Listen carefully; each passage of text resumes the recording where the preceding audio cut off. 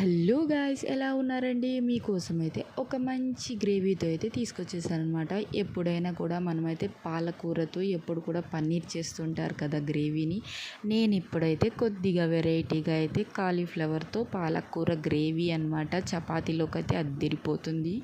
ఇంకైతే ప్రాసెస్లోకి వెళ్ళిపోదాం రండి. మిక్సీ జార్ తీసుకొని దాంట్లోకి పచ్చిమిరపకాయలు, ఇంకైతే 2 కట్టలు వాష్ చేశాను అనమాట. పాలకూర మిక్సీ పట్టేసుకోవాలి. తర్వాత ఆయిల్లో మనమైతే ఎర్రగడ్డని వాడ్చుకోవాలి. తర్వాత అయితే టమోటా ముక్కల్ని వేసి బాగా ఫ్రై చేసుకొని బాగా మగ్గనివ్వాలన్నమాట. ఇంకా దీంట్లోనే కొద్దిగా సాల్ట్ అయితే చూసి వేసేసుకోండి. తర్వాత అయితే ఇది చూడండి, కాలీఫ్లవరు పసుపు సాల్ట్ వేసి హాట్ వాటర్లో బాయిల్ చేసిన తర్వాత అయితే ఇంకైతే వేసుకున్నాను అనమాట. తర్వాత మిక్సీ పట్టుకున్న మన పాలకూర పచ్చిమిరపకాయల గ్రేవీ ఉంది కదా, అది వేసేసి ఇంకైతే దీంట్లో కొద్దిగా వాటర్ వేసి బాగా మిక్స్ చేసుకోవాలండి.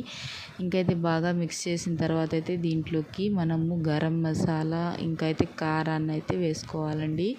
ఇంకైతే దీంట్లోకి బాగా మిక్స్ చేసి ఒక 15 మినిట్స్ బాగా ఉడికిన తర్వాత అయితే మనము కొద్దిగా ధనియాల పొడి కూడా వేసేసుకొని బాగా మిక్స్ చేసుకోవాలన్నమాట. ఇంకైతే దీంట్లో కోసం అయితే నేనైతే పెరుగు ఉంటుంది కదా, పెరుగు పుల్లటిది కాకుండా ఫ్రెష్ పెరుగు అయితే వేసేసుకుంటున్నానండి. బాగా బీట్ చేసి అయితే వేసేసుకొని బాగా మిక్స్ చేసుకొని ఇంకో 10 మినిట్స్ బాగా ఉడకనిస్తే అయితే చాలా మంచి గ్రేవీ అయితే రెడీ అయిపోతుందండి. కాలీఫ్లవర్ గ్రేవీ అండి. ఇదైతే చపాతీలోకి అయితే చాలా బాగుంటుందండి.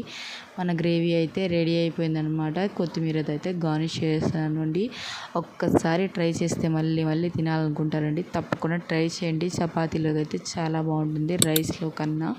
నాకైతే చాలా బాగా నచ్చేసింది. మీరు కూడా ట్రై చేసి మీకు ఎలా వచ్చిందో కామెంట్ చేయండి ఫ్రెండ్స్. Please subscribe.